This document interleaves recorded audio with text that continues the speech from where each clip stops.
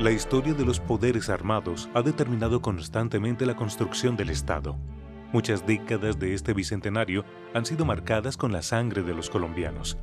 En las ciudades y en los campos, ejércitos privados irregulares, guerrilleros, malhechores, chusma, pájaros, paramilitares, bandidos, narcotraficantes y políticos corruptos han suministrado justicia por mano propia, violando continuamente los derechos humanos, desplazando de los campos a su población, engrosando los cordones de miseria de las grandes ciudades y ejerciendo un control económico, político y social en enormes extensiones de la nación.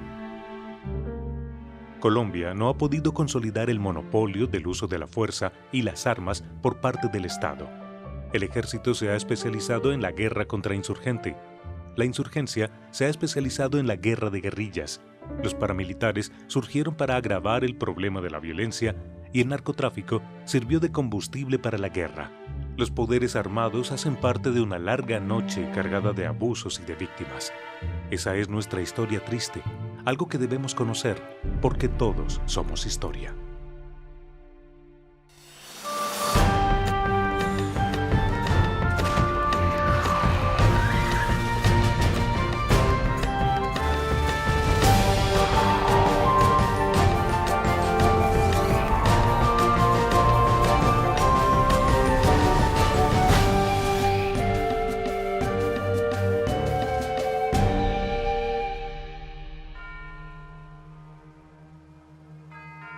Aquí tenemos la más grande crisis del hemisferio occidental de todos los tiempos.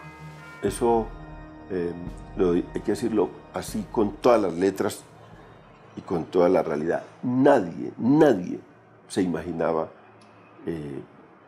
lo que ha ocurrido a ojos vistos de una prensa libre y de una democracia. Durante el siglo XIX, la principal función del Estado fue la de sostener las ideas del gobierno de turno, liberal o conservador, en infinidad de batallas, confrontaciones y guerras que dejaban muchas viudas y huérfanos. Estos ejércitos mal equipados estaban conformados por campesinos y peones que trabajaban y sobrevivían en las tierras de sus patronos, para ser usados en batallas a muerte, pese a su poco entrenamiento militar. Vea, este es mi esposo. Lo mataron el 27 de julio del 2004. Y mi hijo, él ya lo habían asesinado adelante.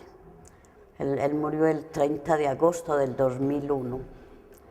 Y mis hermanitas, yo eso ahí no sé, pero también ellas habían sido asesinadas antes de Luis María. Bienvenidos al espacio del Salón del Nunca Más. Esta propuesta surge como una necesidad vital de la comunidad para dar cuenta de sus víctimas, pero no desde las estadísticas, sino desde sus recuerdos, vivencias y relatos. La Guerra Civil de los 1000 días se considera la más grande del siglo XIX y de inicios del siglo XX. Fue una guerra irregular entre liberales y conservadores que terminó degradada hasta convertirse en una matanza generalizada por todo el territorio nacional. Su principal consecuencia fue la pérdida del Istmo de Panamá, donde se optó por la independencia promovida estratégicamente por los Estados Unidos. Cuando tomaron este pueblo unas personas a imagen de la ley, eso se comenzó un carrobomba a las 11:30 de la mañana, luego se prendió un abaleo por toda parte desde las 11:30 de la mañana hasta todo ese mediodía, toda la santa noche y al otro día después de que amaneció y uno no sabía ni si esconderse o salir corriendo. Eso es un temor y un miedo miedosísimo que se sufrió aquí en el pueblo de Granada. En 1907, bajo el gobierno del general Rafael Reyes, se constituye un verdadero ejército nacional, para lo cual se funda la Escuela Militar de Cadetes de Bogotá, la Escuela Naval de Cartagena y la Escuela Superior de Guerra. Tenemos un ejército politizado según los gobiernos de turno desde la Nueva Granada. Ese momento de iniciación de la profesionalización fue definitivo. Tuvimos el monopolio de la fuerza por parte de un Estado centralizado de 1903, cuando terminó la Guerra de los 1000 días, hasta el 48.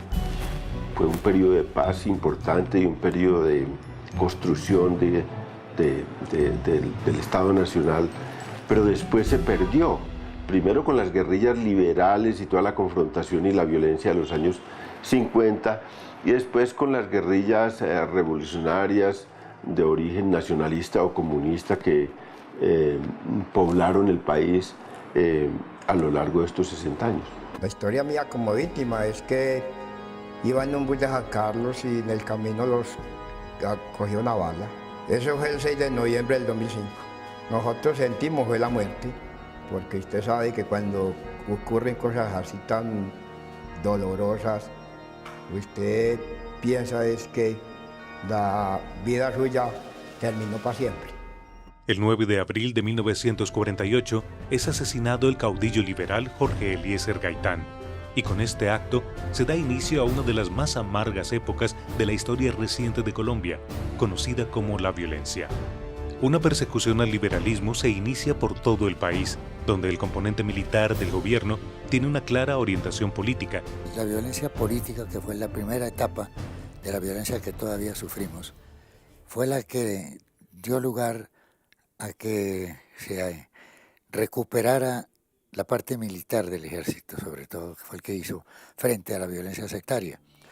Los cuarteles, los militares volvieron a sus cuarteles y pudimos revivir el espíritu militar que se había ido disolviendo en la contienda puramente civil de liberales y conservadores, que fue fatal para el país y fue fatal para la profesionalización de las Fuerzas Armadas. Acá están estos libritos que son unas bitácoras. En estas bitácoras vienen los familiares, los amigos y los conocidos a escribirles. Muchos no tienen escritos, otros sí lo tienen. Y eso también es una forma de que les limpien el nombre, porque mucha gente viene acá y dice, a este por algo lo mataron, por algo lo desaparecieron.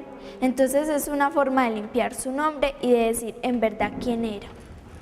El 13 de junio de 1953, debido a la violencia partidista y a la crisis de gobernabilidad, el general Gustavo Rojas Pinilla anunció a través de la radiodifusora nacional que como comandante de las fuerzas militares asumía el poder. Los generales del momento acompañaron al general Rojas en un vacío de poder.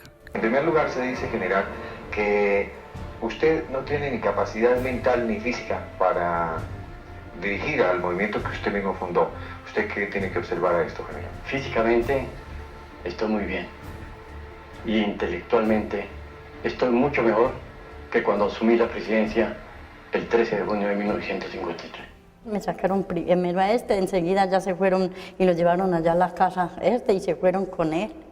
Y de ahí bajé para donde un vecino abajo a la carretera y me dijeron que es que por ahí habían 2 muertos. Entonces dije yo que entonces era mi esposo y mi hijo y me contestaron que es que sí. Entonces me dijeron ya que qué iba a hacer yo y le dije que yo los echaba en el bus de las 11 para velarlo aquí. Y me vine con ellos desplazada y esta es la hora que no he vuelto por allá a la finca. Yo me vine con ellos 2 muertos y yo no he vuelto. Miembro del Comité Central del Partido Comunista de Colombia, Manuel Marulanda Vélez se convirtió en el enemigo público número 1 del gobierno por su larga resistencia del año pasado en Marquetalia.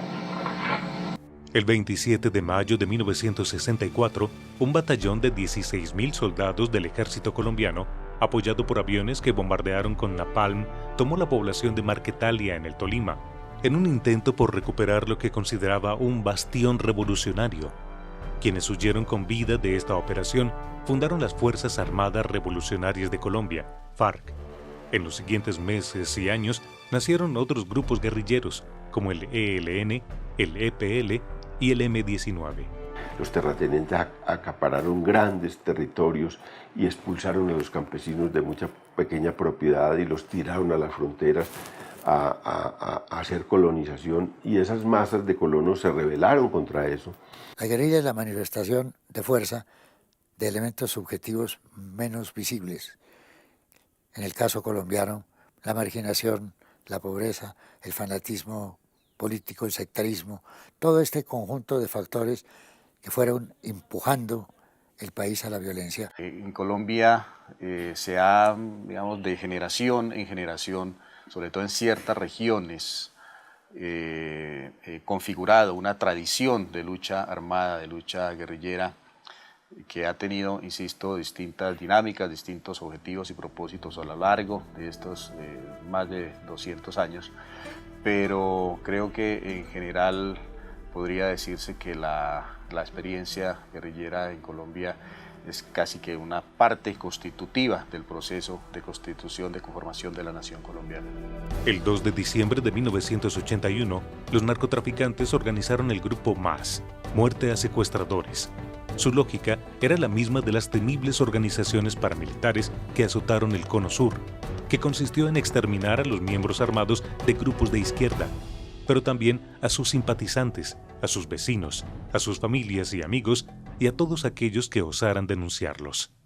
La unión de esos dos factores, una guerrilla que victimiza a la población civil y un Estado débil que no da seguridad, es lo que propicia el surgimiento de los grupos paramilitares en Colombia. Porque aquí la idea que dijeron es que se armaron los paramilitares para responder a las guerrillas, pues no fue así. Los paramilitares de los años 90 se armaron fue para responder a las conquistas democráticas de la Constitución del 91, para hacer nugatorias esas conquistas, para impedir que hubiera democratización profunda, para impedir que hubiera pluralismo político. Y entonces se unieron élites regionales con paramilitares para formar una fuerza de contención a la democracia. Y claro, hacían también tareas contra insurgentes, golpeaban a las guerrillas, sobre todo a la base social de las guerrillas. Pero eso fue lo que ocurrió. Por acá está lo que es algo simbólico con los desaparecidos, porque casi siempre cuando ellos mueren los entierran en una fosa común. Entonces está la representación de la fosa, que ahí se ve el simulacro que uno se pone en el lugar del desaparecido. Al reflejarse su cuerpo allá, entonces ahí se ve el dolor que sienten los familiares que tienen un desaparecido. Pero sí, yo la ilusión es que me den los resticos para enterrarlos, para no dejarlos para como animales. Para mí los poderes armados significan pues dolor, tristeza, desolación, angustia, destrucción de una comunidad, de pronto el no recuperarnos fácil de lo que ha pasado, el que destruyan en un momento y no se vuelva a construir tan fácil. Colombia es, yo creo que un emblema de justicia privada, de que la gente resuelve por su propia mano muchas controversias y las resuelve por la vía violenta. Y yo creo que esa es una desgracia nacional que ojalá algún día la superemos.